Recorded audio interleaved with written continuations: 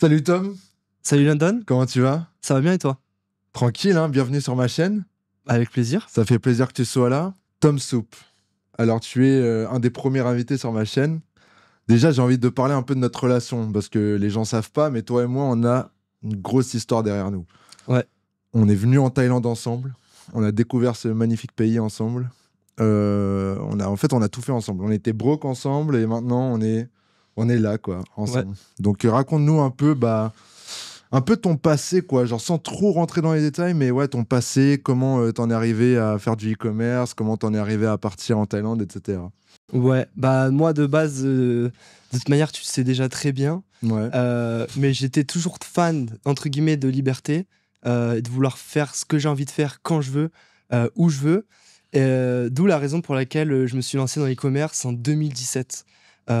Jusqu'à ce que je te découvre dans un groupe Facebook. Parce que ce qu'il fallait savoir, c'est qu'on était du coup amis en commun sur Facebook parce qu'on était dans le même collège. Moi, je te connais, on se connaissait de vue, en vrai. On n'avait pas vraiment trop parlé. Mais du coup, je te vois dans un groupe Facebook de dropshipping. Courte histoire, hein. Je t'envoie un message. Salut, tu fais du drop? On commence à parler. Moi, je suis le mec qui a lancé une boutique qui a fait 0 €. Toi, t'es le gars qui avait fait déjà plus de 10K de CA. Donc, tu m'envoies des screens et tout. Et à cette époque, on est en 2017. ouais. Dites-vous bien 2017. Donc, c'est de là où tout a commencé et où j'ai vu aussi que du coup, bah, c'était réellement possible de gagner de l'argent en voyant du coup tes résultats. Et après, bah, c'est vrai qu'on a commencé à traîner ensemble de plus en plus. C'est-à-dire que moi, j'ai un peu délaissé les gens avec qui je traînais de base en France pour traîner avec quelqu'un qui avait au final les mêmes centres d'intérêt que moi et les mêmes objectifs. C'est pour ça qu'au final, on a fini par traîner ensemble et c'est la continuité de ce qui nous a amenés en Thaïlande. En Et, Thaïlande. et même toi, du coup, pourquoi du coup on s'est cassé, même moi je me suis cassé, c'est que toi tu m'avais dit ouais, moi je suis parti à Bali, j'ai fait ci, j'ai fait ça, nani, nanana. Et quand tu me racontais tes histoires, j'étais en mode boah, dinguerie, énervé, tu vois. Et on parle de 2017. Donc moi j'avais 16 ans à cette époque-là et c'était une dinguerie pour moi de voir ça, tu vois. Putain, c'était vrai que c'était il y a longtemps. Hein. Mm. Putain. 2017, c'était il y a quoi? Il y a 7-8 ans maintenant. Ouais, Putain, ça fait longtemps qu'on se connaît. Hein. ouais. Mais du coup, mais même, bon, déjà là, on va resituer un peu, mais avant qu'on devienne potes, qu'on parte en Thaïlande, parce que tout ça, ça allait très vite. C'est vrai. Quel C'est était, vite.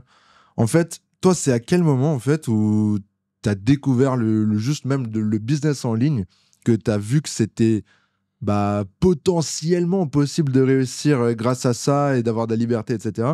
Genre, c'est quoi, en fait, ton premier pas dans l'entrepreneuriat, quoi, tout simplement? Premier pas dans l'entrepreneuriat, Ou est-ce que tu as toujours baigné là-dedans? Je sais pas. j'ai techniquement plus ou moins toujours baigné là-dedans, dans le sens où même déjà quand j'étais plus petit, que j'avais 11, 12, 13 ans, je savais qu'il y avait des manières de gagner de l'argent en ligne. Dis-toi, il y avait même un site, j'ai plus le nom du site, où en fait tu te crées un compte et en fait tu avais des pubs et à chaque fois que tu cliquais sur une pub, tu attendais 2 minutes et après, donc du coup, tu avais un solde sur ce site de 2 $ par pub et tu pouvais faire que 2 pubs par jour, donc gagner 4 $ et pour cash out ton argent, tu étais obligé d'arriver à 1 000 $. Donc moi, j'ai fait ça. Je suis arrivé jusqu'aux 1 000 $. Quand j'ai essayé de les cash out, en fait, c'était un scam. Mais j'étais déjà dans cette tendance de faire de l'argent, tu vois, et de vouloir toujours me débrouiller par moi-même et que Putain, personne c'est ne me fasse incroyable, chier. ça. Donc en fait, pour toi, en fait, c'était totalement naturel parce que depuis que t'es jeune, t'as toujours été un peu sur Internet, un peu sur les réseaux.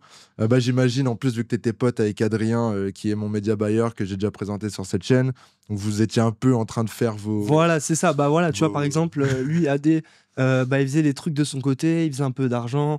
Tu sais, à l'époque des jeux vidéo, des play modés, des trucs comme ça, tu vois, tout le monde Ouais. arrivait à se débrouiller, à faire un peu d'argent à droite, à gauche de son côté, tu vois.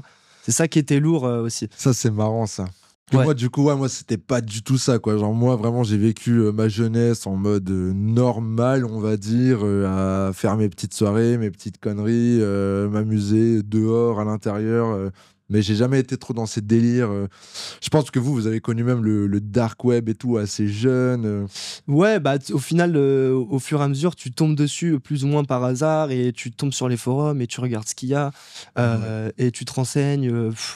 Après, il n'y a rien de ouf, tu vois, sur le. Enfin, il n'y a rien de ouf sur le Aqua. Oui, enfin, genre juste en mode vous étiez vraiment en mode genre déter sur l'ordi, en mode ok, faut faire des sous, quoi. Genre en c'est mode, ça. déjà un jeune âge. Oui, alors oui, mais d'un autre côté, comme toi, j'ai très bien vécu, j'ai fait la fête, je me suis amusé. Et en fait, j'ai fait ça. Tu vois, là, je te parle de cette époque-là quand j'étais plus jeune. Après, je vendais des cartouches de clopes. Après, tu vois, je me suis toujours débrouillé. T'as toujours été dans la débrouillardise. C'est ça. Ouais. Mais du coup, quel a été un peu ton switch entre un gamin qui s'amuse sur Internet et qui essaye de gratter de l'argent à droite à gauche et de faire des petites magouilles, de se débrouiller tout simplement comme tu pouvais. Ça a été quoi le switch entre ça et en mode ok, là je vais lancer mon vrai business, legit, je vais devenir un entrepreneur et j'ai pas le choix que de réussir, quoi. Parce que moi je me rappelle le jour où je t'ai rencontré, tu m'as sorti de ton sac à dos un livre gros épais comme ça, Personal MBA, genre j'étais en mode what the fuck, tu vois, genre. Et t'avais genre quoi, 16 ans, tu vois, genre. Ouais. Donc c'est à quel moment que t'as eu ce déclic, tu vois, parce que je pense pas que le jour au lendemain tu t'es dit je vais m'acheter un livre de business. Ouais, bah le déclic il est arrivé où quand j'ai vu en fait l'opportunité e-commerce dropshipping présentée du coup par Léo Guillot, un gars de chez nous à l'ancienne. C'est là où j'ai vu qu'en fait tu peux créer une structure légale. Donc être dans les règles. Faire donc du dropshipping, c'est quelque chose de légal, encore une fois. T'as pas de problème avec la justice ou quoi que ce soit, si tu fais les choses de manière carrée. Et en fait, moi, je voulais quelque chose où je peux montrer du coup à mes parents et leur dire, entre guillemets, fermez vos gueules. Arrêtez de me faire chier. Je fais ce que j'ai envie de faire, je gagne mon propre argent par moi-même, c'est légal, je peux créer une entreprise, une auto-entreprise, n'importe quel type de société et faire ce business et réussir par moi-même. Et regardez sur Internet, il y a déjà des gens qui arrivent. Je t'ai rencontré toi, qui était la preuve vivante que ça fonctionnait. Et c'était le début de ce parcours. Et je savais que je voulais me lancer là-dedans parce que tous les jours, on voyait des têtes émerger à droite à gauche de mecs qui pétaient, tu vois. Ouais, c'est vrai ça. Mais ouais, du coup, pour être recontextualisé, c'est vrai que Léo Guillot, parce que même moi, c'était. J'ai commencé à m'intéresser un peu au e-commerce à travers Amazon, etc. Mais c'est vrai que Léo Guillot, ça a été un peu le premier gars, je pense pour moi, mais toi aussi, qui nous a montré que c'était possible. Et pour ceux qui se sont lancés il y a 2-3 ans en e-commerce, je pense que vous connaissez même pas, mais Léo Guillot, c'était vraiment le premier en France à parler de e-commerce avant Yomi. Même d'ailleurs, Yomi, justement, il était dans la commu de Léo Guillot. Voilà, c'est ça. C'est marrant ça. Ouais. Et en fait, Léo Guillot, c'était un mec de chez nous. Genre en mode, il était dans la classe de ta sœur, c'est ça? C'est ça, ouais. Donc il était, genre en mode, on l'avait déjà vu, croisé sûrement au collège, au lycée, etc. En mode, c'était vraiment un mec de la même région que nous, qui est vraiment pas en plus une grande ville ou quoi. Et donc, c'est vrai que moi, quand j'ai vu ça, et toi aussi, c'était en mode, waouh. Et surtout que lui, il avait un marketing qui était très corporate, en mode on ouvre des bureaux, on engage une équipe. Et il le montrait d'une manière qui donnait trop envie en fait de répliquer la même chose et et de faire les choses de carré, tu vois. Et de pouvoir même montrer à mes parents, voilà, regardez cette personne, où il en est arrivé. Moi, je veux faire plus ou moins la même chose, entre guillemets, tu vois. Mais c'est vrai que le mec, il avait quand même des bureaux à Genève, il était en chemise Ralph Lauren tout le temps, il s'était acheté genre une BMW i8. Il avait vraiment le lifestyle en mode qui faisait rêver, parce que nous, en plus, on venait de la frontière de Genève, mec, genre avoir des bureaux à Genève, c'était dinguerie, insane, genre un truc de fou, tu vois. Et c'est vrai qu'il avait un branding de fou, j'avoue. Et pourtant, alors que vraiment, il avait une tête de gamin, et il zozotait un peu, mais en mode juste le mec, il avait accompli tellement de trucs. En fait, ça rendait encore le truc plus réaliste, parce que tu disais putain, mais genre, si lui il l'a fait, je peux le faire, tu vois. C'est exactement ça. Et ouais, putain, c'est incroyable, hein. Mais du coup, donc on se rencontre, on devient potes. Et c'est vrai que c'est marrant parce que justement, on a eu grave ce truc de complémentarité entre toi et moi, où toi, t'étais vraiment en mode ultra motivé, ultra déter.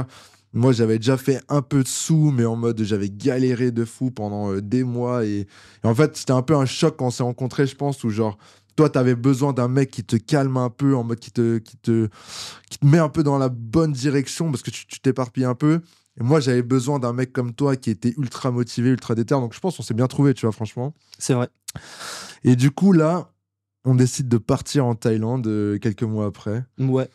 Donc, je sais pas, t'as vécu ça comment, mec? Parce que toi, je me rappelle, t'étais comme un dingue. Normal, en vrai. Enfin, normal, ça s'est fait naturellement, quoi. C'était incroyable. Ça s'est fait naturellement, c'est vrai. On est parti comme ça au final. Toi, tu m'avais dit, ouais, je me casse, je remets plus jamais un pied chez mes darons, c'est mort, je n'habite plus chez eux.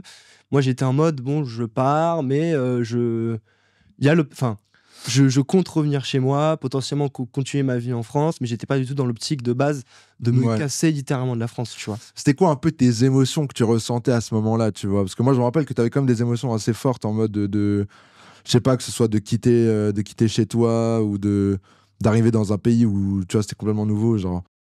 Je sais pas si tu te rappelles très bien. Oui, oui, oui. Avant de partir, tu veux Non, dire? non, Ouais. bah avant de partir, en partant et quand on est arrivé et tout, tu vois. Bah, avant de partir, un peu peur de l'inconnu, tu vois. Tu sais, tu montes Ouais. dans l'avion. Bon, déjà, on était tous les deux, on avait le même vol. Donc, ça, c'était cool, tu vois. On était quand même ensemble. Et je savais que toi, déjà, tu avais de l'expérience tout seul à l'étranger. Moi, je suis parti, je venais d'avoir 18 ans, tu vois. Donc, il y avait ça à prendre en compte. Après, au niveau des émotions, Genre, tu te euh, sentais comment, je sais pas, quand je sais pas, t'es arrivé en Thaïlande en mode, je sais pas, genre, tu t'es senti comment? Genre, ça a été quoi, en fait bah, déjà, quand on est arrivé en Thaïlande, je me rappelle, on avait passé quelques jours à Bangkok. Donc là, c'était plus des jours chill, vacances. On avait visité, on avait Ouais, fait on des avait fait trucs et des tout. soirées surtout. Ouais. Mais ouais. Mais après, justement, qu'on est venu à Chiang Mai, c'est là que je me suis dit, putain, faut que j'ai le setup parfait. On a la room, les espaces coworking, les salles de sport, ce que tu veux. Tu peux Ouais. manger pour 2 € dehors. Là, il faut que je fasse un seul truc, c'est tryhard. Et j'avais qu'un seul objectif, c'était revenir en France avec un compte encore plus rempli et surtout montrer à mes parents, bah, lâchez-moi, quoi. Me dites pas, retourne faire des études, me dis pas ça, ça, ça, ça, ça. Plus dans ce sens-là, tu vois. Ouais. Et c'est quoi un peu les. Tu travaillais sur quoi à ce moment-là? Parce que je me rappelle, on était tous les deux, je pense, un peu éparpillés dans le business. On savait pas trop où aller. On était vraiment en mode en train d'essayer plein de trucs, quoi, à ce moment-là. Donc, toi, tu bossais sur quoi? Tu faisais quoi Ouais, bah moi, si tu veux, au début, donc du coup, j'avais une boutique e-commerce, mais c'était vraiment du coup des vagues. Et à côté de ça, j'ai testé trop de trucs en fait. Je me suis dit, ah ouais, il faut vendre des formations. J'essaie de. Alors que, regarde mes bras, tu vois. Tu vas comprendre, j'ai essayé de vendre des formations de sport. Mais au final, j'ai créé toute une formation que j'ai jamais vendue. J'ai essayé, pareil, d'accompagner les rappeurs à augmenter leur visibilité sur les réseaux sociaux. J'ai posté plus d'une centaine de vidéos Une YouTube. vidéo par jour? J'ai payé, enfin, j'ai fait plein de partenariats avec plein de pages. J'ai closé 0 personne parce que je sais pas ce que je faisais en fait. Enfin, juste que je refasse de l'e-com, gros, tu vois. Je sais pas ce qui Ouais, se oui. passait dans ma tête à ce moment-là, mais j'ai vrillé. Mais J'ai en fait, on bifurqué, était tu tous vois. les deux là, dans ce délire En fait, on testait des trucs, mais ça marchait pas. Putain, c'était la galère. Hein. Ouais. Parce Alors que moi, le seul truc qui nous avait rapporté du cash, c'était l'e-com, tu vois. oui, La finalité. oui, non, c'est vrai. Mais moi, c'est pareil, tu vois. Genre, j'étais. Mec, genre, je voulais tout faire sauf du e-com. Parce que moi, bah, j'avais arrêté le e-com à cette époque. Je lançais mon agence. À côté de ça, genre, je faisais des vidéos YouTube en anglais pour essayer de coacher des gens à créer un business autour de l'influence, on va des influenceurs à créer un business. Mhm. Enfin, je sais pas, genre, en fait, on s'est complètement éparpillé. En fait, on a vrillé totalement à ce moment-là, tu vois, je pense. Ouais. En mode nouveau pays, en mode ouais, genre on tryhard, mais sur quoi au final? Pas Rien. grand-chose. Ouais. Et je pense que c'est à peu près au même moment, peut-être à quelques semaines, quelques mois après, où on se remet au e-commerce. Peut-être toi avant moi, en fait. Mais. Oui, oui, oui, oui, oui, Mais en oui. tout cas, au final, on s'est tous les deux remis au e-commerce et ça a tous les deux été ça un peu notre. Ce qui nous a sauvés, entre guillemets, quoi. Genre, Ouais. moi, c'était la galère, tu vois. J'avais Ouais. plus Toi, d'argent, c'était fallait que vraiment je me chaud. Ouais. sorte de cette situation. Et toi, pareil, fallait que tu puisses rester, vivre, faire Mm. tes bails, quoi. Clairement. Après, on va dire, qu'est-ce qui t'a fait exploser? Donc oui, le e-commerce, mais en mode plus précisément, tu vois, qu'est-ce qui t'a fait un peu exploser en business? Ça a été quoi un peu ton premier succès, tu vas dire, où toi, tu t'es dit, putain, ça y est, quoi, genre, c'est bon. Du coup, on était de base, on devait venir, on est venu en Thaïlande ensemble. Moi, j'avais dit à mes parents que je restais 1 mois ou 2. Au final, je suis resté 14 mois. Ouais. À la fin de ces 14 mois, je suis rentré en France parce que c'était Covid. Je savais pas trop ce que je voulais en fait. J'avais très très vite fait de l'argent de côté. J'avais tout coupé, plus de shop, plus rien. J'étais parti justement en Grèce en voyage. Ouais. Et en fait, dans cette chambre d'hôtel en Grèce, je sais pas ce qui s'est pris, mais j'ai commencé à ressentir un seum, tu vois, de me dire putain, c'est quoi ma vie? Il faut que ça bouge, il faut que je retourne en Thaïlande. À ce moment-là, c'était pas possible parce que Covid, le pays était fermé. Il faut que je refasse du cash et c'est là où je me suis remis vraiment à fond et que j'ai trouvé un winner qui a pété, qui m'a fait faire. Et encore une fois, ça date, je crois, que c'était 50 000 balles de CA. à l'époque, tu vois, en un mois ou deux, ce qui m'avait refait faire j'avais du cash flow positif au final, et j'ai pu avec ça repartir et revenir en Thaïlande aussi. Mais c'est à ce moment-là précis, du coup, après les 1 an en Thaïlande, où je me suis dit, putain, c'est bon en fait, là c'est parti, c'est lancé, et mon compte avait bien grossi aussi, tu vois. Donc là, c'est au moment où peut-être tu te dis, bon là c'est cool, je suis un peu plus en sécurité, je sais que ça marche, là il faut juste que je go, que je fonce et que j'aille faire des sous. Mais c'est quoi la période où tu t'es dit, genre là c'est sûr que en mode je suis entrepreneur, en mode il y a plus de retour en arrière. Est-ce que c'est au même moment ou est-ce que c'était un peu avant ou...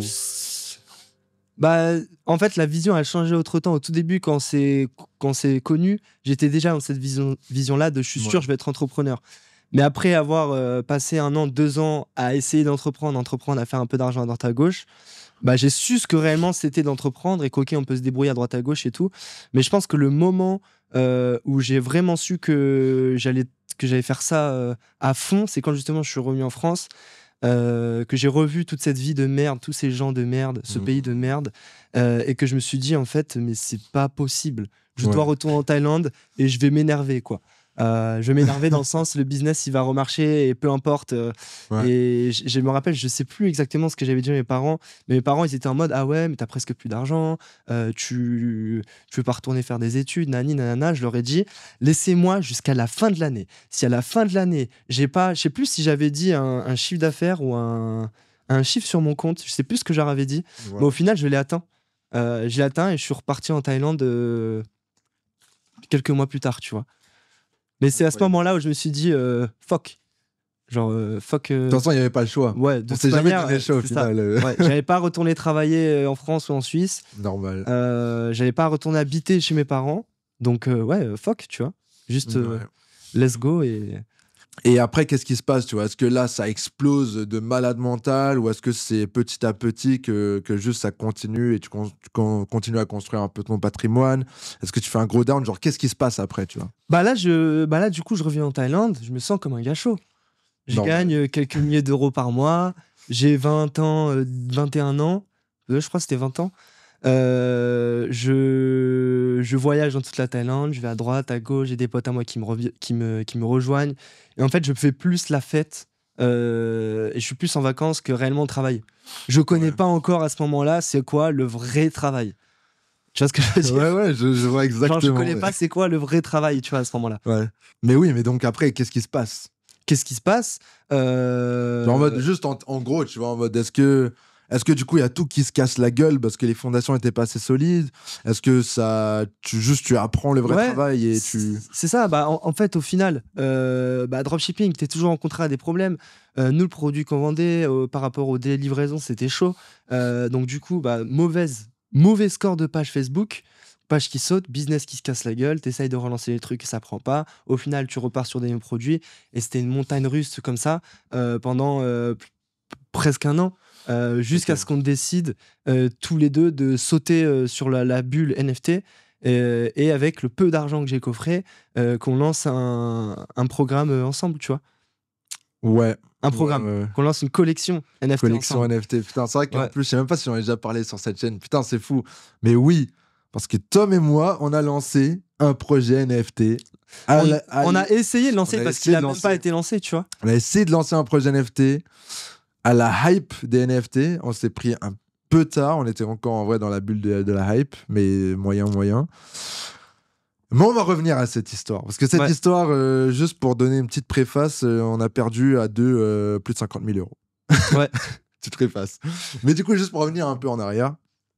Donc, t'as dit c'est des montagnes russes et tout, mais juste les montagnes russes, là, est-ce que tu veux dire financièrement, émotionnellement, les deux est-ce que tu peux rentrer un peu plus en détail par rapport à ça? Les deux en fait. Les finances sont corrélées avec tes émotions. Et à ce moment-là, j'avais pas fait des millions de CA, tu vois, non plus. Donc les émotions, t'as du mal à les contrôler. Enfin, c'est complètement différent que là aujourd'hui où j'en ai rien à foutre d'être rentable ou pas, tu vois. Ouais, mais du coup, je sais pas, genre en mode, est-ce que c'est... quand tu faisais de l'argent, est-ce que tu augmentais beaucoup de tes dépenses et que du coup tu commençais à sortir plus, à dépenser plus, à te sentir bien et après ça allait mal et du coup là ça devenait plus ric-rac et tout? Est-ce que quand ça allait bien, tu mettais un peu de côté parce que tu t'y attendais en mode... C'était quoi un peu Ouais. tes trains de pensée, Ouais, tes ouais. actions Bah, moi, déjà, ce qu'il faut savoir, c'est que j'ai toujours fait le rat.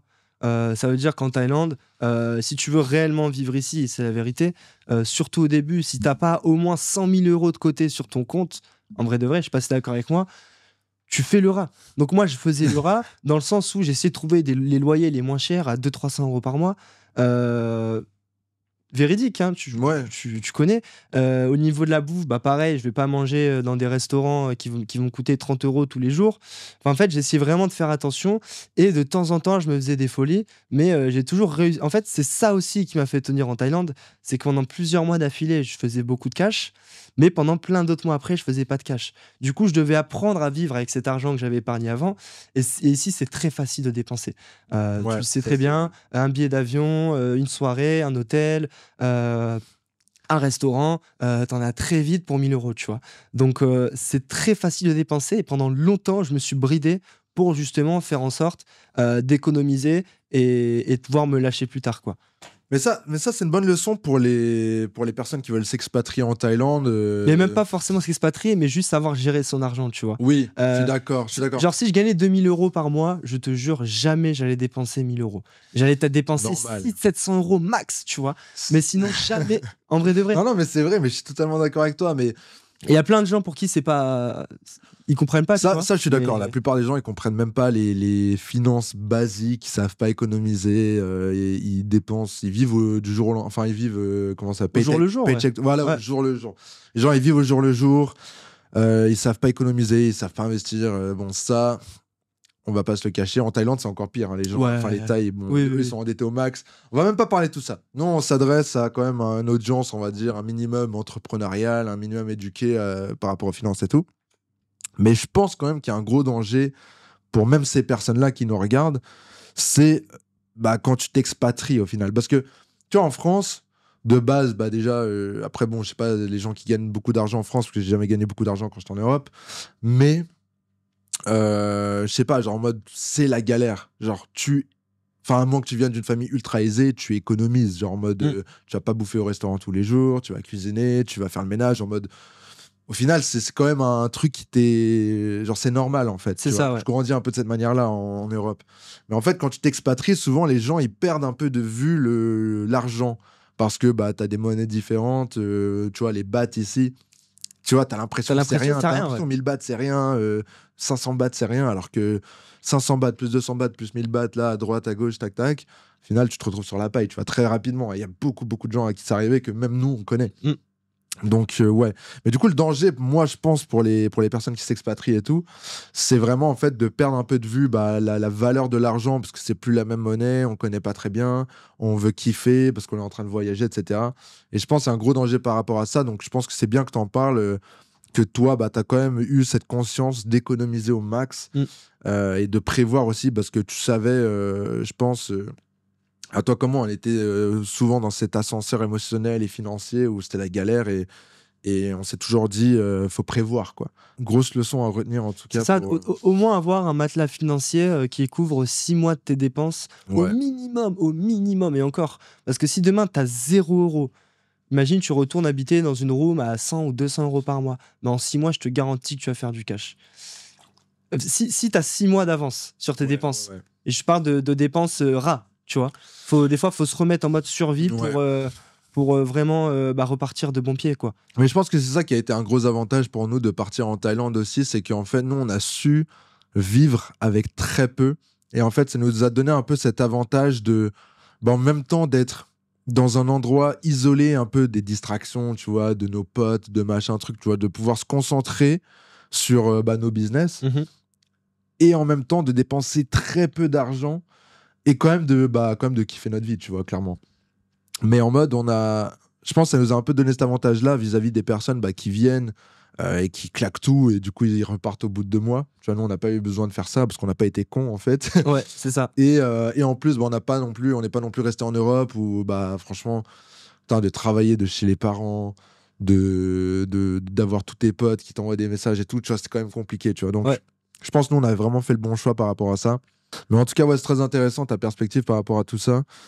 Et donc, ouais, donc des hauts, des bas, jusqu'au jour où on se dit, tiens, NFT, les NFT, ça faisons un peu explose bien. d'argent. Pourquoi est-ce qu'on va le faire uniquement pour l'argent? On s'est pas Ouais. pris la tête, on s'est C'est pas ça. posé de questions. On va FOMO. faire FOMO. Ouais. Exactement. Ça, c'est vraiment la clé du truc. Enfin, la réponse de tous nos problèmes, c'était ça, le FOMO. Donc, est-ce que tu veux un peu expliquer le projet, le concept? Quand j'en parle, ça me fait mal. Non, je rigole. Bah, en vrai, le projet, on s'est dit quoi? Faut faire du cash. Comment on fait du cash? Collection NFT, tout le monde en fait. On a cherché une idée. Au final, c'était une idée où en fait, c'était pour la santé mentale pour les femmes. Ouais. Truc auquel, en vrai, personnellement, je m'en bats les couilles. Ouais. Et en fait, là où on a vraiment fait de la merde, c'est qu'on a voulu déléguer plein de trucs qui coûtaient ultra cher. On m'a recommandé certains contacts qui n'étaient pas fiables, qui nous ont scam notre argent aussi. Oui. Genre, attends, je crois que c'était combien déjà pour les Twitter ads? C'était 30 000. Ah ouais, c'était 30 000 balles. Pour les Twitter ads, Non, Si. pas dépenser 30 000 balles là-dedans. pas dans les Twitter ads, mais en gros, le gars qui devait gérer tous les partenariats. Ah, ouais, Ouais. c'est possible. Bah, en gros, on a payé un mec qui devait gérer tous les partenariats. On lui a donné plus de 30 000 euros. Et ce gars-là, du coup, il nous a ramené, écoutez bien, sur le compte Twitter, 400 followers. Voilà, pour 30 000 euros. C'est une dinguerie, gros. Mais bon. Et nous, on lui a donné 30 000 euros, les yeux fermés, mais la genre résolution- normal. Et le gars, il nous a upsell un vieux Discord à 10K, gros, pour 2 semaines prêt pour le lancement et tout. Enfin, on s'est fait scam. Genre, En fait, la tout résolution, simplement. en vrai, la vraie résolution, c'est que on était trop cons. Oui. On a eu du FOMO. On n'avait pas On de s'est pris vrai- pour des boss à mode on va manager une équipe alors qu'on n'avait jamais fait ça de notre vie avant. Ouais, on n'avait pas de vraie motivation. En vrai, on n'était pas vraiment déter. On n'était même pas forcément vraiment passionné Ouais. de crypto et tout. En mode, oui, ça nous intéressait. Bien sûr, on est dans le milieu, tu vois. Enfin, dans le milieu de l'entrepreneuriat, du business en ligne. C'est vrai que ça va un peu main dans la main, mais on n'était pas forcément plus passionné que ça. Mm. Et en plus, on a fait l'erreur de complètement essayer de tout déléguer. Et pourtant, il y a des choses qui se sont bien passées, tu vois. Genre, franchement, moi, je trouve que nos NFT, en termes de design, Ouais, genre en ça, mode, on c'était avait stylé. trouvé et une tout, tu vois. artiste locale ici en Thaïlande, à Chiang Mai, qui était vraiment déter, qui avait de l'expérience avec les NFT. Vraiment, elle faisait des collections personnelles, genre d'artistes, et c'était incroyable. Et on a Ouais. bossé avec elle. Ça, c'était une très bonne expérience. Tu vois, on a fait, bah, du coup, on a fait vraiment des beaux designs. Même le truc de santé mentale, toi, ça t'intéressait pas. Moi non plus, pas forcément, Mais mais. l'idée était pas mal. Mais j'aimais bien derrière. quand même cette idée, tu vois, genre santé mentale, tu vois, c'était un, un concept un peu, enfin c'est un truc un peu à la mode, surtout à cette époque-là, tu vois, en mode la santé mentale, les femmes, les trucs. C'était un truc qui était un peu sous-représenté aussi dans ce milieu de crypto-monnaies, de NFT qui sont remplis d'Alpha Mal, de Andrew Tate, etc. Ouais. Et au final, du coup, ouais, l'idée, elle était quand même sympa et tout, mais les grosses erreurs qu'on a fait, et je pense que c'est vraiment ça, les leçons à tirer pour ceux qui nous écoutent, c'est ne pas FOMO dans des projets. Genre, si tu as déjà un business qui marche, etc., juste construis ton business. Le temps que tu vas investir dans ton business actuel ou dans un business, dans ton projet, ton gros projet, c'est ça qui va te rapporter. C'est pas des petits side quests, des petits side projects en mode ouais, je vais juste faire ça pour de l'argent. Ouais. Ça, déjà oublié, tu vois. Genre, FOMO. en France, en fait, déjà, je sais pas si t'as remarqué, moi je connais pas mal de gens qui sont en business. Et en fait, tout le monde cherche des coûts. Tout le monde cherche un coût à faire. Ouais, le coût CPF, ouais, le coût formation d'entreprise. Ouais, il y a un coût avec le nouveau truc, nani, nanana. Ouais. Mais personne fait vraiment de vrais business long terme. Tu vois, il y en a, hein. Il y en a même de plus en plus en vrai. Mais j'ai l'impression qu'en France, les gens cherchent à faire un coup. Alors que si tu mets la même énergie, la même intention sur un vrai business long terme, c'est 1000 fois plus bénéfique et c'est pas du one shot, tu Et vois. c'est vrai, ça. C'est vrai, c'est totalement vrai. C'est pour ça que la plupart des gens, ils font pas vraiment d'argent. Ils font un petit billet à droite, un petit billet à gauche, mais ils oublient qu'en fait, ils auraient juste pu faire la même chose tout le long, continuer dans la même direction. Et ça, c'est. En plus, c'est marrant parce que j'avais justement écrit ça dans mes notes récemment pour faire une vidéo YouTube dessus, mais en fait, les gens, ils sous-estiment totalement la longévité dans le business, l'effet cumulé. Eux, ils pensent juste à faire du cash. Alors qu'en fait, si tu travailles de manière acharnée sur un business, sur un projet pendant des années, bah en fait, ça finit toujours par payer. Ouais. Ou à moins que tu as vraiment choisi la mauvaise opportunité, ce qui est possible aussi, mais après, faut pas être con, quoi. Faut juste savoir aussi se retirer au bon moment. Mais en tout cas, oui, c'est complètement sous-estimé. Surtout en France, tu vois, j'ai vraiment l'impression que très peu de personnes parlent de ça au final, mais la longévité et l'effet cumulé dans le business, ça fait tout en fait. Ouais. C'est ce qui fait des MrBeast comparé à des, je sais pas, c'est un exemple de mec. Bah non, en fait, on n'entend pas parler des gens qui font des coups à droite à gauche, en fait. C'est un truc. Genre, tous les gens que vous voyez sur les réseaux qui ont vraiment réussi, et je te parle pas d'un mec de 18 ans qui a posté une Lambo, tu vois, je te parle des gens qui ont vraiment réussi, où les personnes respectent et écoutent leurs conseils en business, etc. C'est tous des gens qui ont consacré des années sur un seul truc. Ouais. Mais bref, donc, il y a cette leçon-là, ouais, de complètement débile, FOMO, etc. Il y a aussi la leçon, pour moi, une autre leçon que j'ai retenue de cette expérience, c'était quand tu veux réussir dans un projet, tu veux lancer un projet, tu veux démarrer un truc, il faut que tu drives le truc à 100%. Il faut pas...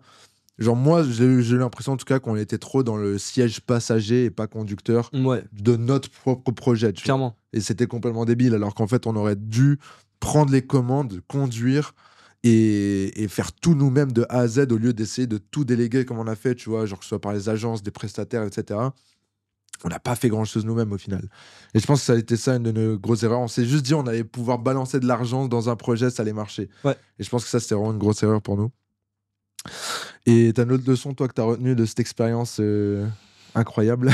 Bah moi, en fait, à ce moment-là, j'étais une tête brûlée. Je suis toujours, d'ailleurs, encore, un peu moins. Et moi, du coup, je t'avais dit, rien à foutre, rien à perdre, one life, j'all-in. Je all-in tout mon argent. Tout ton argent, ça, c'était fou, quoi. Ça, c'était débile, en vrai, un peu de ma part. Et du coup, ça, c'est un truc, tu vois, que je ne referais pas, par exemple, tu vois, d'aller all-in.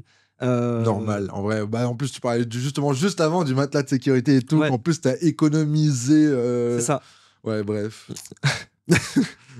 Du coup, j'ai all-in parce que je pensais devenir millionnaire, tu vois. Alors que pas du tout. Donc, c'était ça aussi le problème dans l'idée. Mais ouais, diversification. Ouais. Ouais, non, mais ne jamais mettre tous ses œufs dans le même panier. Parce qu'après, ça m'a causé des problèmes. Ça, c'est vrai. Mais du coup, ok, bon, on a fait ce truc là, ce projet NFT. On va se resituer un peu dans la ligne directrice. On fait ce projet NFT. Je sais pas, pendant quelques semaines, quelques mois, je me rappelle même plus combien de temps ça nous a pris. Et là, du jour au lendemain, on réalise en fait que c'est mort. Du jour au lendemain, j'ai plus d'argent surtout. On mince pas le projet. Ouais. Toi, t'as plus aucune thune. Qu'est-ce qu'on fait là? Enfin, qu'est-ce que tu fais? Genre, moi, qu'est-ce que je fais? Déjà, je te remercie parce que j'habitais chez toi à ce moment-là. Du coup, j'avais pas de loyer à payer. C'était quelle maison déjà? L'ancienne maison, pas loin, à côté à Soutep. Ah, ok, ouais, c'est vrai ça. Voilà. Donc à ce moment-là, j'habitais chez toi. Du coup, j'avais pas de loyer à payer. J'avais vraiment plus d'argent. C'est pas une blague. J'avais 0 euros. Je me rappelle, je t'avais emprunté des sous. Je crois que c'était 2-3 000 euros, un truc comme ça. Okay. Je veux pas dire de conneries. Ouais, je me rappelle pas. Je t'avais emprunté 2 ou 3 000 euros.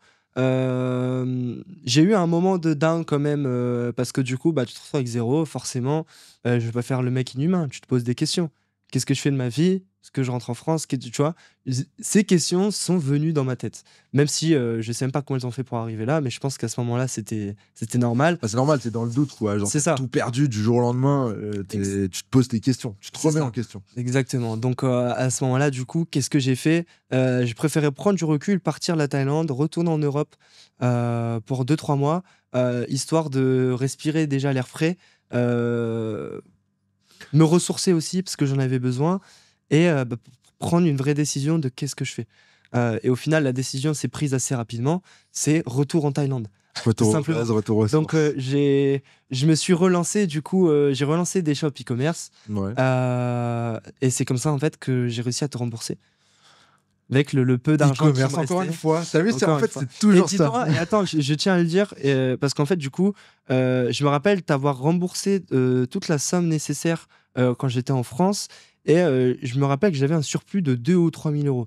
Et avec ce surplus-là, je me rappelle, c'était en octobre. J'ai pris le billet d'avion le moins cher pour faire Genève-Bangkok. Et c'est comme ça que je suis revenu en Thaïlande. Incroyable.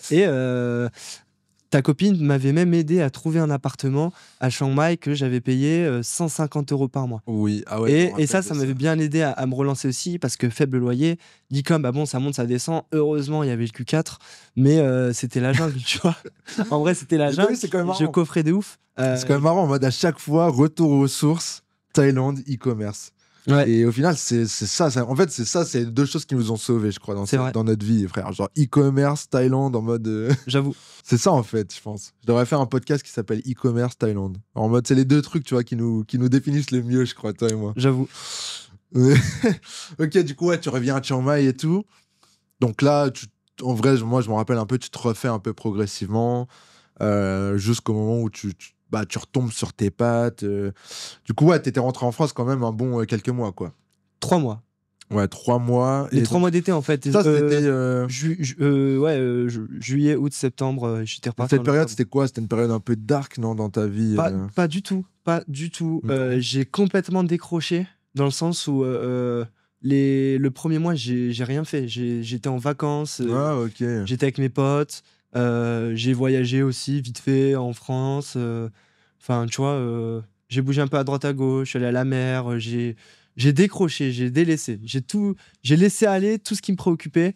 Et au bout de mois numéro 2, je me suis dit, bon là, faut se bouger Mais là. ça, En vrai, tu vois. c'est un bon conseil, je pense, quand même. J'en aussi. avais besoin en fait. Encore une fois, c'est fait naturellement. Ça s'est fait naturellement, mais je J'avais pense qu'il y pas a. envie de penser à l'ordinateur, j'avais pas envie de. Ouais, je Tu vois ce que comprends, je veux tu vois, dire? mais en mode, il y a trop de gens, tu sais, genre en mode, ils restent un peu dans leur boule de stress, dans un environnement négatif et tout, alors que toi, t'as vraiment su en mode, ok, là, c'est chaud, t'es rentré en France, t'as pris du temps pour toi, et je pense que ça, c'est quand même une réaction très saine à ce qui s'est passé dans ta vie, tu vois, tout simplement. Ouais. Même si ça Oui. s'est fait naturellement, de manière organique, en mode, c'est ton corps qui te l'a dit, c'est quand même, bah, tu vois, avec un peu un step back, genre, c'était quand même une bonne décision, je pense, pour toi de Ah faire oui, ça, oui, oui. alors que t'aurais pu Clairement. vriller Et puis, complètement, tu vois, et ouais, partir en couille et faire des trucs débiles, tu vois. ouais, non, non, non. Bah en fait, je savais, il y avait la petite voix où quand je regardais, que ce soit tous mes potes de Bangkok, même de Chiang Mai, je me dis, mais attends, là, t'as cru que les 3 ans que je viens construire ma vie, je vais retourner en France comme une grosse merde, mais jamais de la vie. C'est impossible. Ouais.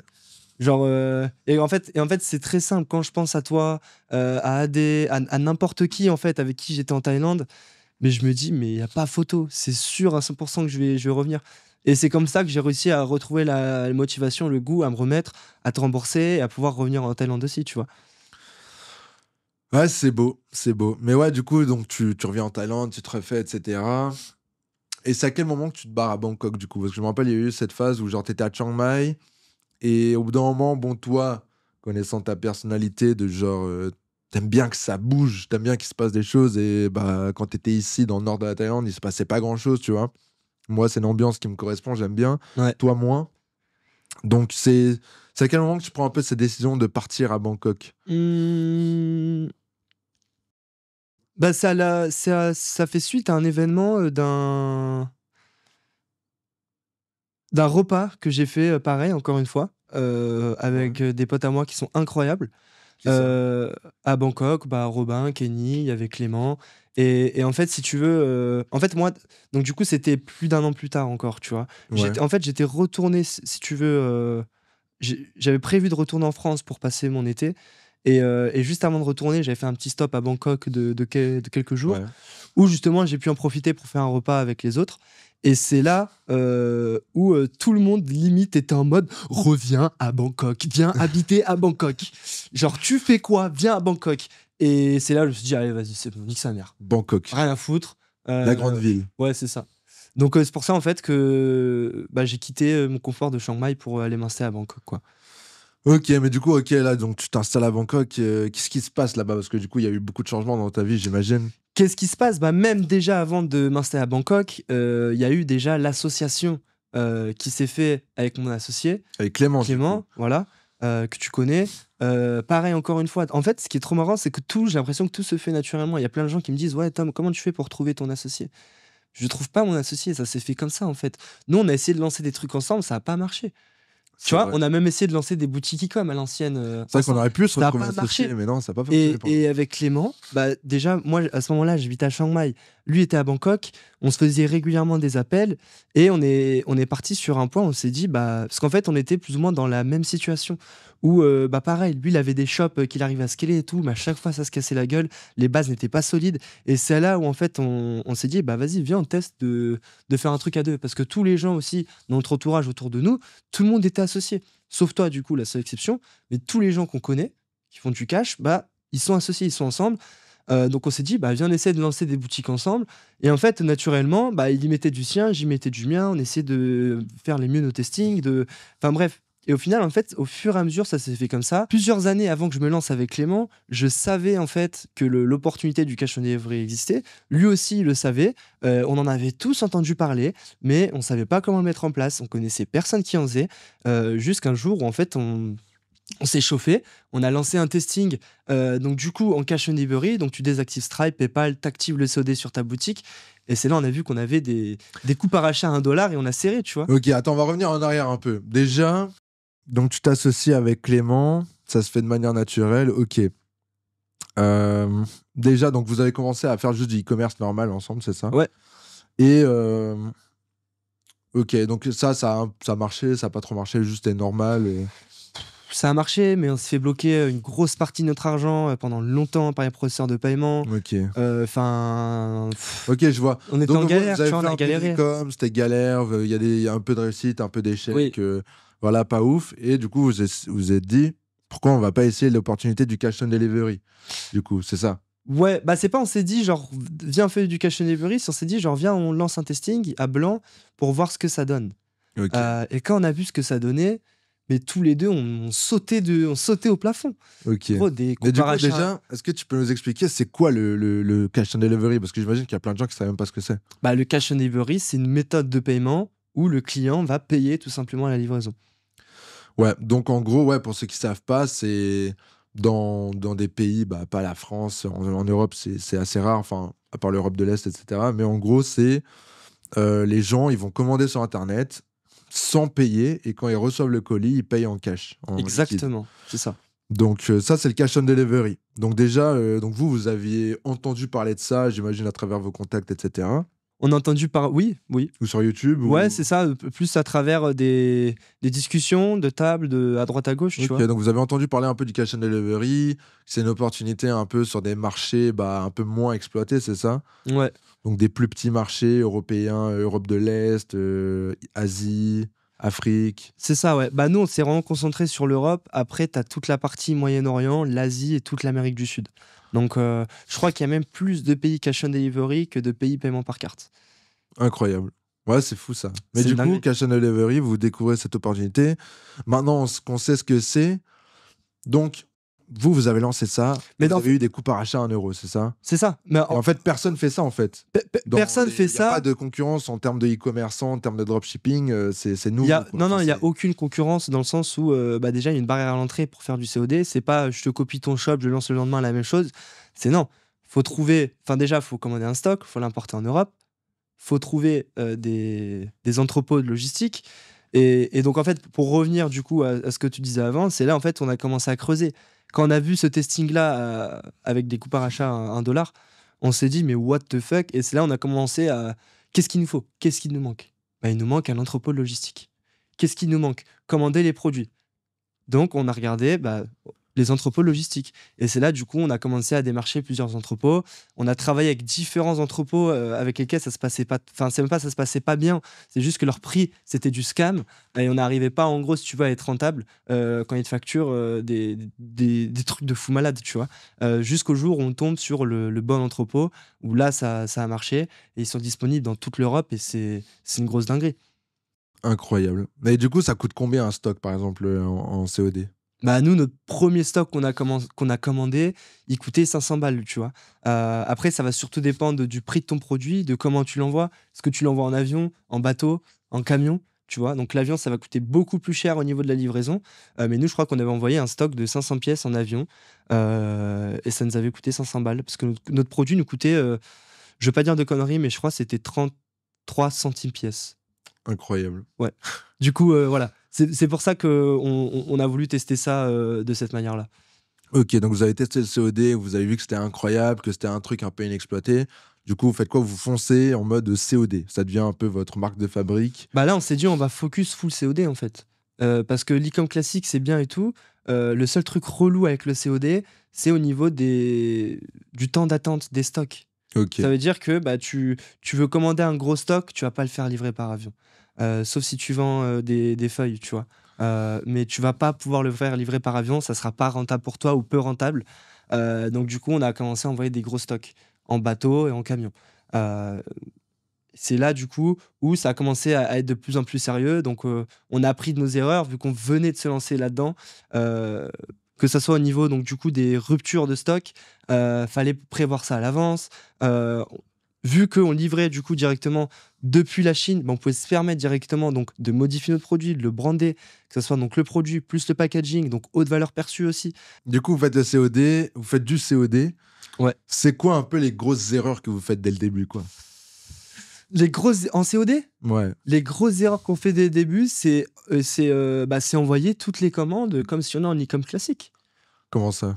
Bah, en gros, en cash and delivery, en fait, déjà, ce qu'il faut bien comprendre, c'est que le client, il rentre pas sa carte bancaire sur le site. Donc déjà, tu as un nombre de commandes qui est beaucoup plus élevé. Pour nous, c'est normal d'avoir du 10% de conversion sur nos sites, tu vois. Ok. Après, en fait, on envoyait toutes les commandes. En fait, en cash and delivery, un truc qu'il faut faire très attention, c'est vérifier chaque commande. Ok. Vérifier chaque adresse, chaque email, chaque numéro de téléphone. Parce que dans certains pays, je vais donner par exemple la Grèce, par exemple en Grèce, tu vois, qui est un très très bon marché en cash and delivery, il y a beaucoup de gens qui vont donc du coup passer une commande, mais qui vont pas mettre leur numéro de rue. Donc tu as du coup le nom de la rue, mais t'as pas le numéro. Et si tu envoies la commande, bah, le livreur, tu vois ce que je veux dire? Il en a rien à foutre. Il arrive, il n'y a pas de numéro de rue, il te retourne ta commande. Donc tu Ok. payes une livraison, plus tu payes le retour. Et ça nous a pas mal causé problème au début, dans le sens où on faisait du cash, on faisait du bénéf, hein. Mais on payait une surcharge en termes de facture de livraison qui n'avait pas lieu d'être. Et ça, on l'a appris plus tard. Ah bah ouais, putain, merde, fait chier en fait. J'avais pas vu le numéro de rue, tu vois. Ok, mais du coup, vous avez fait comment pour pallier à ce problème? Est-ce que vous avez trouvé un assistant virtuel qui a check chaque adresse individuellement ou vous faites quoi? C'est ça, au début on l'a fait nous-mêmes pendant 2-3 jours histoire de comprendre comment ça marchait. Et après on a directement délégué ça avec un VR. Ok. Mais ouais, ça je pense que c'est une des principales erreurs que beaucoup de gens font en cash and delivery, c'est d'envoyer toutes les commandes. Et après ils s'étonnent d'avoir un taux de retour qui est hyper élevé, mais il faut vraiment vérifier chaque commande, c'est super important. Il y a un truc qu'on faisait pas aussi au début, c'était d'envoyer des SMS de suivi en gros du colis, tu vois, pour prévenir la personne. Votre colis est sur la route, votre colis arrive demain, votre colis arrive aujourd'hui. Tu vois que la personne, elle sait que son colis il arrive, Elle tu la prépare son prépares. cash. Voilà, c'est ça. Elle prépare le cash sous la carte, mais qu'elle sait que son colis va arriver, tu vois. Ça, c'était vraiment les deux plus grosses erreurs, je pense, qu'on a pu faire en COD. Ok, donc vous rencontrez des problèmes, vous résolvez vos problèmes, vous continuez à faire du COD, donc en fait au final ça explose bien pour vous en COD, c'est ça qui se passe au final. C'est ça. Au final, on a développé notre produit. On a créé une vraie marque au final, tu vois. Chose qu'on n'avait pas réellement fait avant en dropshipping. On peut appeler ça une marque en dropshipping. Mais là, aujourd'hui, nos clients, ils sont livrés en 24 à 48 heures. Il y a une vraie satisfaction client. On a modifié le produit parce qu'aussi, voilà, on a eu plein de retours clients comme quoi le produit était pas bon. Il y avait certains problèmes. Donc, on a dû modifier certaines petites parties du produit pour faire en sorte qu'il soit plus défectueux. Il y a eu tout plein d'étapes avant d'arriver à avoir cette grosse marque qu'aujourd'hui on a, tu vois. Ok, du coup avec cette marque, vous êtes un peu sur quel marché du coup? On est sur 15 marchés. Ok, donc, parmi ceux-là, tu peux en citer quelques-uns? Espagne, Portugal, Italie, Grèce, Slovaquie, Croatie, Slovénie, République tchèque, Hongrie, ok. Pologne, Du et coup, après c'est tous les vrai, pays Balkans aussi. C'est vrai, On va du coup, tester c'est beaucoup l'Ukraine aussi. d'organisation pour gérer enfin tout ça quoi. C'est la guerre. Ok, donc comment est-ce que vous avez structuré un peu tout ça? Est-ce que vous gérez tout vous-même? Est-ce que vous avez une grosse équipe? Comment ça marche en fait comment ça marche quand tu fais du COD à haut niveau, que tu gagnes beaucoup d'argent, que tu es dans beaucoup de marchés différents, que tu as créé ta marque, que tu as tout ce truc à gérer? Parce que moi, comparé à moi qui a genre une ou deux boutiques à la fois sur un ou deux marchés max, Comment ça se passe, quoi? Ouais, bah en fait, déjà, ça passe par une phase de structuration. Faut déjà bien comprendre que quand tu vends dans plusieurs pays, tu es obligé du coup d'avoir les, entre guillemets, les mêmes dossiers pour chaque pays, tu vois. Ouais. Si tu fais pas ça, t'es mort. T'es vraiment dans la merde. Donc ça, c'est la première chose. Après, justement, on a commencé à recruter mais petit à petit, tu vois. Donc la première personne qu'on a recrutée, c'est la personne qui s'occupe justement de process les commandes et qui va charger aussi de notre SAV. Donc il va s'occuper justement de tous les problèmes avec les clients, des refunds, des remboursements, et de s'il faut renvoyer une commande ou quoi que ce soit, tu vois. Donc ça, c'est la première personne qu'on a recrutée et qui nous a fait gagner du temps. Parce que process les commandes, c'est quelque chose qui demandait énormément de temps. Facile 1 heure par jour. Après, ce qu'il faut bien comprendre, c'est qu'au niveau des sites, encore une fois, tout s'est fait en fait progressivement. Là, je te dis, on a 15 marchés, mais ça ne nous est pas arrivé le premier mois. Là, on s'est vraiment développé. C'était sur l'année dernière. On a ouvert tous les marchés progressivement, plus ou moins mois par mois en cours d'année, parce que chaque marché, bah, il faut regarder le taux de retour. Est-ce que les clients payent vraiment? Est-ce que les ads sont rentables? Donc il y a plein de choses si tu veux à prendre en compte. Donc au niveau des sites, si tu veux, soit on les faisait nous-mêmes si on était dans le rush, sinon on déléguait ça à un assistant virtuel qui s'occupait de copier-coller le thème, la landing page, parce que nous on fonctionne beaucoup avec des landing pages, et de mettre ça sur Shopify directement, tu vois. Ok. Et après, la troisième chose justement qu'on a déléguée, c'est la création de vidéos UGC. En gros, si tu veux, aujourd'hui, nous, on tourne principalement que avec des vidéos de créateurs qui reçoivent notre produit et créent du contenu spécialement pour notre produit. Ce qui nous permet de nous différencier, personne ne peut nous copier, ou du moins personne ne peut copier nos vidéos. Et derrière, un des gros avantages, c'est que bah, si tu as une meuf grecque qui scrolle son feed Facebook, qui voit une femme grecque qui tient notre produit, hello, blablabla, bla, bla, bla, et donc qui parle en grec, elle va directement se ressentir connectée. Et vu qu'il n'y a pas de concurrence, c'est trop simple en fait. J'ai pas envie de dire c'est trop simple, mais c'est cheaté. C'est cheaté, c'est de l'e-com 2019. Et donc ça, c'est un process justement qu'on a mis en place où aujourd'hui, on a une personne qui s'occupe de nous ramener au minimum entre 75 à 100 vidéos UGC par mois. Donc elle s'occupe vraiment de toute la partie, que ce soit recruter les femmes qui font les vidéos, parce que voilà, je pense que vous avez compris, mais on a un produit du coup qui est niché pour les femmes. Elle s'occupe du coup donc de payer ces femmes-là, et elle s'occupe d'envoyer directement le produit chez elle et de review les vidéos. Et après, nous, elle met juste les vidéos sur un Google Drive. Et après, du coup, on a la média buyer qui, elle, s'occupe, donc voilà, quatrième personne qu'on a recrutée, qui s'occupe justement de lancer les publicités en automatique dans les pays en question qui sont donnés, tout simplement. Donc il faut surtout une bonne structuration pour pas que ce soit le bordel, parce qu'au début, clairement, on n'était pas organisé et c'était la jungle. Voilà. Et on perdait un temps fou à retrouver des créas et... Enfin voilà, c'est... Ouais, non, c'est fou ça. Et en termes de stabilité, genre, est-ce que c'est stable? Est-ce que ça augmente tous les mois? Est-ce que c'est un peu des up and down? Comment ça marche en termes de chiffres avec le COD? Bah, au début, c'était très très stable. Et vu que si tu veux, l'année dernière, on a beaucoup scale, on a beaucoup dépensé en ads. Ouais. Bah, c'est sûr que c'est beaucoup. Enfin, on a fait des chiffres aussi qui étaient beaucoup élevés. Donc c'est sûr que c'est beaucoup moins stable aujourd'hui, beaucoup moins stable dans le sens où on n'a pas continué sur cette lignée qu'on était en train de faire octobre, novembre, décembre. Après, normal, c'est le Q4. Mais au final, on a quand même une certaine stabilité dans le sens où bah, même si on dépense très peu en pub, tellement que les coûts par achat sont faibles, notre marge, elle peut très facilement atteindre les 40%, tu vois, voire même 50%, si on sent que c'est un mois pourri. Tu vois, par exemple, sur le mois de février, qui était un mois pas très ouf pour nous, bah, on a laissé tourner les pubs, sachant qu'on était rentable plus ou moins un jour sur deux, mais le mois de mars, on a relancé des nouvelles pubs, on a laissé tourner celles qui tournaient déjà, et au final, bah, les chiffres repartent à la hausse. On n'essaye pas trop de scale parce qu'on sent que ça marche pas trop, tu vois. Ouais. Donc on laisse tourner comme ça, mais on sait que par la suite, en rajoutant de nouvelles créatives, en retravaillant justement de nouvelles vidéos publicitaires, on va pouvoir relancer ça petit à petit et réatteindre des... Ouais, je vois. Des Ouais, 300-400 commandes par jour, un tu jeu vois. d'équilibre, un peu comme avec tous les business. C'est ça. Mais est-ce que toi, aujourd'hui... Ça reste de l'e-commerce au final, tu vois. Ouais, mais justement, est-ce que toi, tu te verrais maintenant, après avoir fait ce genre de e-commerce un peu cheaté, avec peu de concurrence et tout, avec, oui, des galères, certes, un peu logistiques, etc. Mais est-ce que toi, aujourd'hui, tu te vois retourner un jour dans l'e-commerce plus classique, le dropshipping plus classique, ou de créer une vraie brand en e-commerce? Ou est-ce que toi, là, tu as trouvé le SCOD, c'est bon, genre, c'est ton Eldorado à toi, tu veux devenir le boss du COD. Personnellement, je vais devenir le boss du COD et je vais rester dessus à 100%. Après, j'exclus pas l'opportunité un jour de relancer une brand justement de manière internationale. Après, le focus pour moi ces prochaines années va être le COD et je le sais. Mais si je viens à lancer un produit justement, que ce soit sur le marché, au marché paiement par carte, principalement US, UK et France, je le ferai uniquement si c'est vraiment un truc un vrai produit, tu vois, vraiment quelque chose que j'ai créé Genre moi-même, brand, ouais, voilà, ok. un vrai Non, truc, je mais comprends. pas des produits COD ou drop e-com, tu vois. Ouais. Ok, non, c'est intéressant. Et du coup, bah, à quel moment, avec Clément, vous décidez de lancer votre programme d'accompagnement? Parce qu'aujourd'hui, vous êtes quoi, les number one en COD sur le marché francophone. Donc, comment est-ce que vous en êtes arrivé là? Bah de base, l'accompagnement, c'était même pas prévu en fait. Ça, encore une fois, on en revient au naturel, mais ça se fait naturellement. J'ai rencontré par le biais d'un ami une personne qui s'appelle Scott, que j'ai grave kiffé, super bon feeling, on s'est trop bien entendu. Et lui, justement, il était en Thaïlande, il faisait un stage sur Bangkok. Ouais. Donc nous, il nous voyait sortir, s'amuser, bosser, les restos, les trucs, les ci et là. Lui, il se réveillait à 8 h, il finissait à 17 h. Tu vois, et ainsi de suite. Et donc, du coup, il a commencé à nous poser des questions.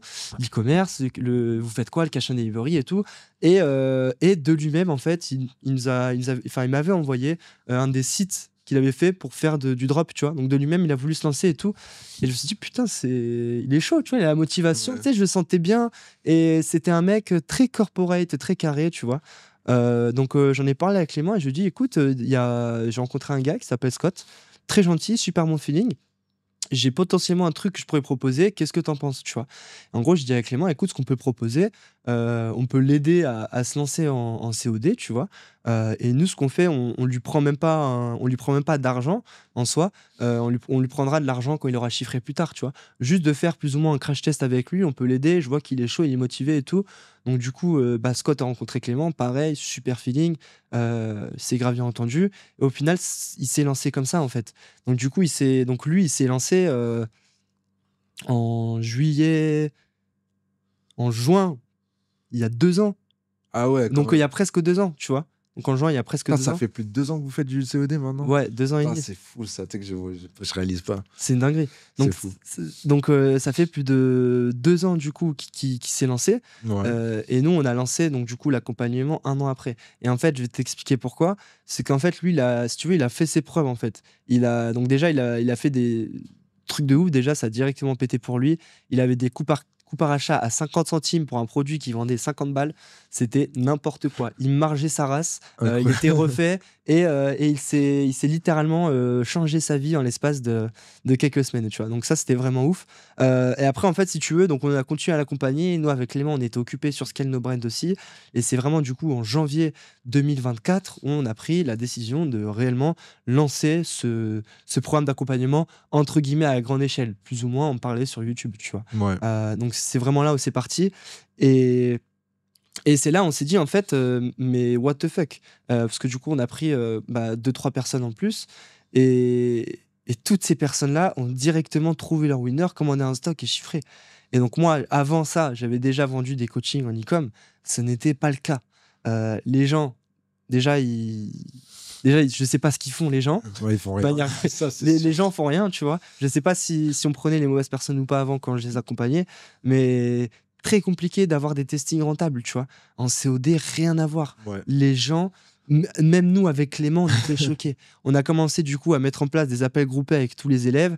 Et aujourd'hui, du coup, après 15 mois que le programme a été ouvert, donc il y a 60 personnes du coup qui ont rejoint le programme. Et je peux te dire, sur ces 60 personnes, il y en a 30 qui chiffrent actuellement. Donc ils ont commandé un stock, qu'ils ont envoyé leur stock en Europe et qui font du COD et qui chiffrent. Donc il y a 30 personnes aujourd'hui qui ont trouvé leur winner. C'est pour te dire à quel point c'est simple aujourd'hui de trouver un winner, si tu as les bonnes stratégies bien sûr. Et ça, c'est la puissance du COD. Et c'est là où on s'est dit, c'est une dinguerie. Et du coup, là, je te parle de Scott, mais il n'y a pas que Scott. Il y a des autres gars, je sais pas s'ils ont envie que je cite leur nom, tu vois, mais il y a un gars pareil qui s'appelle Tom, qui est venu à Bangkok aussi. Lui, il a tout explosé. Dis-toi, il a fait des 10K day avant nous. Ah ouais, c'est Il a fou fait ça. des 10 cadets avant nous. Pareil, t'as 2 darons dans le programme, ils sont un peu âgés, ils sont chauds patates. Ils font déjà du COD dans plein d'autres pays. Ils voulaient absolument les contacts pour l'Europe, ils sont venus et eux, ils font des chiffres astronomiques. Et C'est quoi un pareil, peu les chiffres? Est-ce que tu peux partager un peu? eux, en fait, eux, si tu veux, ils tournent en stable avec du Google à entre 5 et 10 000 euros par jour, tu vois. Et eux, en En fait, stable à 5 à 10 000 euros par jour, ouais, avec un très gros bénéfice net en plus, j'imagine. ouais, ils Ok, marchent c'est fou bien. ça. Et eux, du coup, ils sont sur la partie COD, mais en fait, eux, ils sont dans plus de 40 pays, déjà. Ils Ok. font tous les Et eux, ils processeurs ont de... une grosse Ils ont une équipe. grosse équipe, ils ont tous les processeurs de paiement possibles, ils sont dans tous les pays. Ils sont même en train de voir pour tester l'Inde. Ah ouais, mais ils sont L'Inde en trop. cash and delivery, tu vois. Ça va Donc, être ouf, ça. et pareil, t'as un mec qui s'appelle Eric. Lui, il fait du cash and delivery de base en Afrique. Il est expatrié à Dubaï. Et en fait, il est tombé sur nous, il a voulu se lancer. Et pareil, il a kiffé. Il a trouvé ses winners, pareil, il vendait des produits, mais il a margé de fou malade. Il faisait des journées à 2-3 000 euros de CA, des journées en bénéf, laisse tomber, tu vois. Et en fait, on s'est rendu compte qu'il y a une vraie communauté cash and delivery de plein de gens dans le monde, que ce soit en Amérique du Sud, en Afrique, dans le Moyen-Orient, et même en Nouvelle-Calédonie. Il y a une Ah, c'est personne de ouf. Nouvelle-Calédonie qui lui fait du cash on delivery uniquement en Nouvelle-Calédonie, qui a rejoint nos programmes et s'est lancé aussi en Europe, tu vois. Et en fait, il y a tout un écosystème cash on delivery qu'on n'aurait jamais pensé qu'il allait exister, mais qui existe en fait. Et on a connecté avec plein de gens de tous les pays. Là, tu vois, on est même en train de lancer notre brand en Argentine. Tu vois, là, on va lancer le Incroyable. COD en Argentine. Est-ce que tu te rends compte de la dinguerie? Non, mais c'est fou, Donc, c'est il y fou. a, il y a il y a trop de choses qui se sont passées et les résultats de nos membres et la communauté qu'on a créée, c'est un truc de ouf. Et c'est sûr qu'il y a des gens qui vont nous dépasser et qui vont tout exploser, tu vois. Et on attend que ça, en vrai. Mais c'est pour nous, personnellement, tu vois, c'est l'opportunité de 2025 pour le COD, tu vois. Incroyable. Bah, en tout cas, ouais, c'est une belle histoire tout ça. C'est vrai que de voir en fait ton parcours, un peu ton évolution de où t'es parti et de tous les downs que t'as eu à arriver à créer un peu ton empire du COD, à être les premiers en France à faire ça, à être number one sur le marché francophone aussi en termes de COD et tout, c'est incroyable franchement. Et j'ai envie de te dire bravo parce que bah, ça fait maintenant des années qu'on se connaît, on n'a pas été ensemble tout le temps à travers toutes ces années. Mais c'est vrai que j'ai jamais eu peut-être l'occasion de te dire, mais franchement, bravo pour ton parcours et de t'être sorti de la De la galère et merde, de la dépression et de tous ces trucs c'est vrai. pour créer C'est ton vrai. empire, pour créer Bah, ton business. merci et je te retourne exactement la même chose. Mais tu vois, là, tu vois, tu me dis ouais, bravo et tout. Mais est-ce que tu penses que je suis satisfait actuellement? On- Non, parce que tu vois, Non, genre, non, mais non, mais tu vois, il y a écoute-moi, plein de gens écoute-moi. qui nous regardent, qui sont en mode. Toi et il y a- moi, on est très, très, très différents comme personnes, mais il y a un truc sur lequel on est exactement identique, c'est qu'on sera jamais satisfait. Ok, ouais.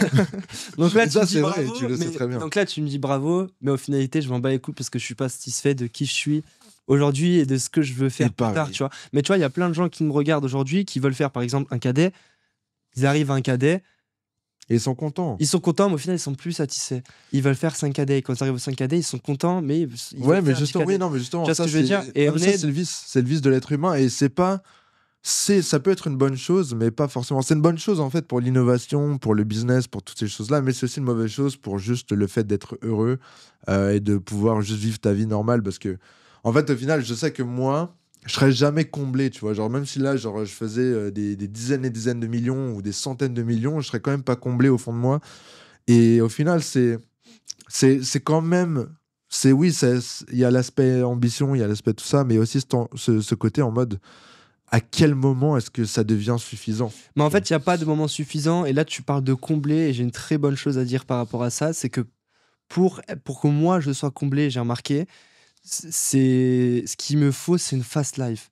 C'est pas une fast life au même endroit pendant 1 an, 2 ans. Non, c'est une fast life dans le monde. C'est voyager, c'est aller à plein d'endroits différents, aller aussi dans des bons hôtels, tu vois, ça c'est important.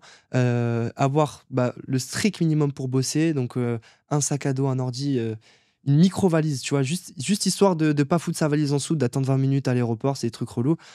Et en fait, Et quand tu voyages, quand tu fais 3-4 jours un pays, 5 jours là, tu bouges là, tu vas là, tu vas là, mais t'as plus le temps de penser à ça en fait. Tu vois ce que je veux dire? Et Ouais. ton cerveau, il est toujours en mouvement. Et ça me l'a rappelé quand je suis revenu justement de notre trip Colombie-US avec Scott et Clément. Tu vois. Récemment, ouais. Mais ouais, mais ça, c'est vrai que toi, ça a toujours été un peu ta façon d'opérer. Il t'a toujours fallu du mouvement, des choses qui se passent, tu vois. Ça, c'est vrai, ça, c'est ta façon d'opérer. Moi, c'est très différent. Moi, j'aime bien tout ce qui est calme et tout. Mais du coup, ouais, pour revenir au truc, genre, oui, je sais que t'es pas satisfait. Et moi non plus, je suis pas satisfait là où je suis. Et ça, c'est 100% vrai. Mais j'ai quand même envie de souligner ce moment en mode, c'est, c'est quand même important, tu vois, de pouvoir prendre ce recul et de se dire, Non, il y a eu une genre, belle évolution, genre, ça c'est c'est quand même sûr, fou. on va Genre, pas le nier. Oui, c'est quand même fou en oui. mode là où t'es arrivé aujourd'hui, tu vois, genre c'était improbable et clairement t'es pas satisfait et clairement genre t'es même pas à 10% de ton potentiel, mais en mode là, tu vois, genre déjà t'es sorti de la merde, tu vois, déjà t'as fait ce que la plupart des gens ils rêveraient de faire et ça déjà c'est cool. Il faut aussi que tu te le dises à toi-même, tu vois, en mode je suis pas satisfait encore de ce que j'ai ou de ce que j'ai accompli, etc. Mais Je me considère pas être sorti de la merde, mais oui. non, non, mais je vois ce que tu veux dire. Mais tu vois, genre en mode. Tu vois, parce que moi aussi, j'ai toujours eu un peu cette mentalité-là. Et encore aujourd'hui, je l'ai aussi, tu vois. Mais j'essaye, en fait, moi-même, de me dire des fois, tu vois, genre justement, quand je me sens. Bah, surtout quand je me sens mal de pas avoir accompli, de pas être là où je veux être, d'être même très loin de là où je veux être. Et des fois, je me force, en fait, à adopter ce mindset de positivité, de me dire, regarde, genre, mec, ce que tu as accompli, c'est pas grand-chose par rapport à ce que tu veux faire mais c'est déjà ça et c'est quand même cool, tu vois. Et t'as raison, tu vois, parce que moi aussi j'ai du mal avec ça, mais j'ai envie de travailler un peu là-dessus, tu vois, d'avoir quand même plus ce côté genre heureux en mode c'est cool, tu vois, d'avoir accompli ça et heureux pour la suite et positif, plutôt que de me dire putain, genre c'est pas assez, je suis pas satisfait. Mais on se rejoint là-dessus et on se comprend très bien de toute façon. Mais bref, dernière petite question avant de clôturer ce podcast, cette vidéo, c'est juste savoir en fait quel a été un peu ton shift de mindset à travers ton parcours. Donc c'est une question très vaste, mais je vais te le breakdown un peu. C'est en mode, quand tu as eu tes périodes là un peu genre de up and down et tout, et maintenant, genre comment est-ce que ton mindset il a évolué à travers ces périodes, tu vois? Ou quels ont été les plus gros changements ou le plus gros changement significatif qui t'a permis en fait de passer d'un gamin paumé en apprentissage en France à l'entrepreneur que tu es aujourd'hui? Avant, je pensais savoir c'était quoi travailler. Je me rappelle, il y avait même, par exemple, Kenny et Robin, ils me voyaient à Bangkok en train de faire la fête, de sortir tous les soirs, alors que j'avais 1 000, 2 000 balles dans mon compte, à tout casser, tu vois. Ouais. Et ils me disaient, mais Tom, t'es un grand malade, va bosser maintenant, tu vois. Et en fait, moi, je pensais. En fait, moi, avant ça, je misais tout sur le 20-80. Je me disais, mais non, mais en fait, l'e-commerce, c'est quoi? C'est tu lances une Facebook Ads. Tu dépenses 20 € par jour, tu fais 5 commandes. T'augmentes le budget, tu scales, t'as rien à faire. Mais la vérité, c'est pas du tout ça, en fait. C'est qu'il y a plein d'autres facteurs à prendre en compte et qu'il faut vraiment travailler vraiment dessus, tu vois. Et je pense que ma plus grosse prise de conscience, c'est apprendre c'est quoi de réellement travailler. Parce que là, du coup, les 2 dernières années, je les ai vraiment passées à tryhard. Où on peut dire, on peut appeler ça comme des années de prison. Il y a d'autres personnes qui appellent ça comme ça. Ouais. En fait, du travail, voilà. J'ai fait 2 ans d'années de prison pour avoir les résultats et la vie que je peux m'offrir aujourd'hui. Je compte encore m'enfermer pendant 2-3 ans pour justement avoir la vie que je souhaite avoir, tu vois.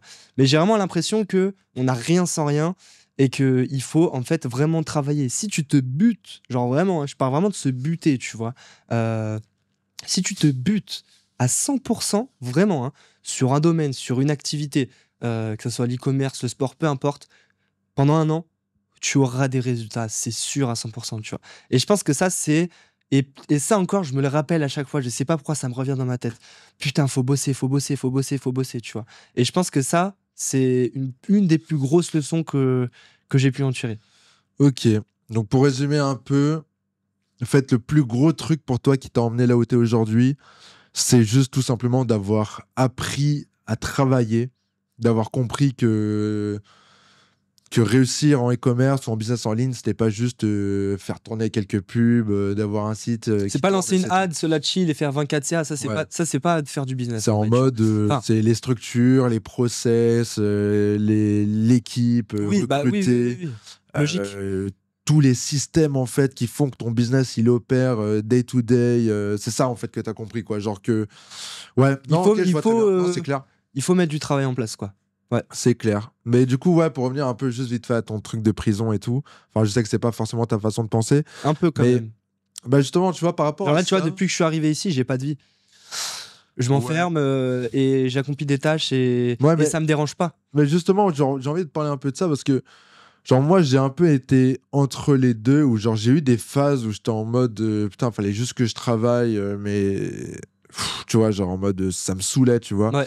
Et des phases où, justement, genre, je travaille, mais je fais des choses que j'aime et ça se passe bien et en fait ça me comble d'une certaine manière où genre la productivité limite ça me rend plus heureux et en fait ça a été un peu ce shift de mindset de me dire ok genre là de toute façon moi quand je travaille et que vraiment je déteste ce que je fais et que genre j'ai tendance à énormément procrastiner. J'ai tendance à juste à pas le faire ou à le faire en last minute quand c'est urgent ou quand c'est très important. Et en fait, juste à me dire, à toujours remettre au lendemain. Et au final, même, genre, mon mental, il prend un coup et j'aime pas du tout ça. Et donc, pour moi, en tout cas, personnellement, ma façon de bosser, c'est vraiment juste d'essayer de déléguer au max ce que j'aime pas faire. Ce que j'aime faire, de le faire à fond. Tu vois, moi, j'adore tout ce qui est créatif et tout. Donc, j'essaye de vraiment le faire à fond. Et même quand des fois, c'est un peu chiant, je me force quand même. Mais j'ai l'impression, moi, personnellement, que du coup, maintenant, quand je travaille, c'est soit je vais prendre du plaisir et genre je suis content de travailler, je suis productif et genre tout va bien dans ma vie. Soit des fois quand j'ai vraiment des trucs chiants que je déteste faire et que je dois faire, bah c'est en mode c'est un peu chiant, mais du coup j'essaye de pas trop de faire juste ce que j'ai besoin et de vraiment me focus sur moi, mes points de génie ou je sais plus c'était quoi le mot. Mm. En tout cas de me focus uniquement sur les choses que j'aime faire et du coup en fait ça me procure un sentiment d'accomplissement et de plaisir et en fait je vois pas ça comme une corvée ou une prison et justement quand je vois ça comme une corvée ou une prison bah c'est pas du tout un truc que j'ai envie de faire surtout que je suis plus dans une situation où je meurs de faim tu vois. Ouais. Donc, comment toi est-ce que tu vois la chose? Est-ce que toi c'est vraiment en mode juste tu veux te matraquer jusqu'à Ouais, c'est ça, genre en fait déjà moi avant dans mon ancien travail justement, on devait réparer les pompes entre guillemets à caca ouais. et c'est des trucs que t'as pas envie de faire. Tu sais genre t'es à moitié dans une cuve en train de dévisser une pompe et tout, t'as de la merde à ça de ta gueule. Tu vois, c'est des trucs qui sont chiants, tu vois, Ouais. à faire et qu'il faut faire. Et en fait, j'ai remarqué aussi que un homme entre guillemets, il est pas fait techniquement pour être happy, pour Oui. être joyeux, tu vois. Ça va bien 2 minutes, tu peux faire la fête toute ta vie, tu peux fumer des gens toute la vie, tu peux t'exploser toute la vie, être super happy, mais tu n'auras rien accompli. Tu vois ce que je veux dire? Ça, Un c'est homme, il sûr. est là pour se buter, enchaîner les tâches jusqu'à aller dormir. En gros, tu vois, enchaîne les tâches, tu vas dormir. Entre guillemets, moi, j'ai l'impression que c'est ça mon devoir, tu vois. Non, ça, je suis Défoncer les entièrement d'accord. tâches, Ça, je suis entièrement d'accord avec ça. même les sur tâches ce que t'aimes niveau-là. pas, parce que si tu les fais pas, personne les fera à ta place. Ça aussi, je suis Entre d'accord. guillemets, Je tu suis vois. d'accord avec toi sur tous ces niveaux-là.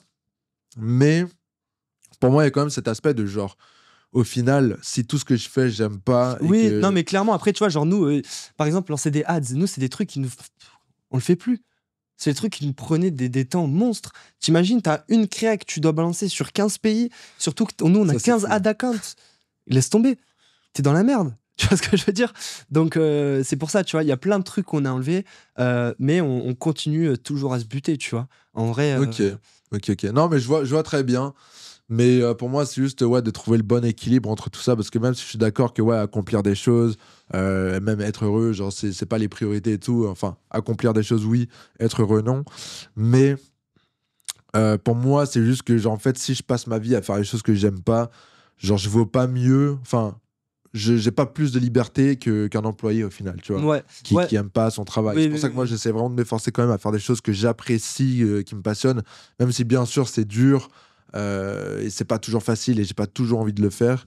Au moins, ça, long terme, ça me procure quand même un certain bien-être. Tu Ouais, bah moi aussi c'est plus ou moins la même chose. Après derrière, je sais que généralement je vais m'enfermer, je vais être en mode prison pendant ça peut être une semaine, 2 semaines, un mois, 2 mois. Mais à la fin de ce mode prison, il y a le mode relâchement, où pendant 3 4 jours, c'est la débandade, c'est n'importe quoi. Et moi, je fonctionne comme ça. Je peux pas avoir une routine trop carrée pendant trop longtemps, sinon j'explose intérieurement. Non, mais je vois, mais oui, c'est vrai que ça a toujours été un peu ta façon de fonctionner.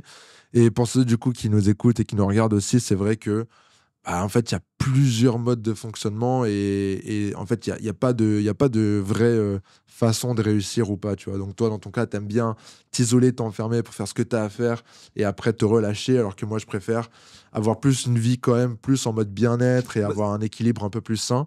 Mais au final, ça revient Moi aussi, mais des fois, ça peut m'arriver dans une journée de travail de finir à 4 heures du matin parce que je suis en mode, je le finis.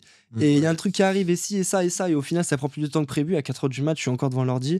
Et après, je me dis, putain, merde. Bon, tu sais, t'as les yeux qui chauffent, tu vois. Tu essaies de dormir, t'y arrives pas. Mais je suis plus dans cette optique-là que. Ouais. Alors que moi, ça m'arrive aussi de travailler jusqu'à tard la nuit, pas 4 heures du mat, ça c'est sûr. Mais genre, j'essaie de faire ça le plus rarement possible parce que moi, je préfère prioriser ma routine et la longévité. Mais encore une fois, c'est deux façons de travailler très différentes. Mais je pense que sur ce, on peut clôturer ce bel épisode. Et en tout cas, merci à toi d'avoir intervenu sur ma chaîne. Avec plaisir. Quand tu veux, on se refait ça.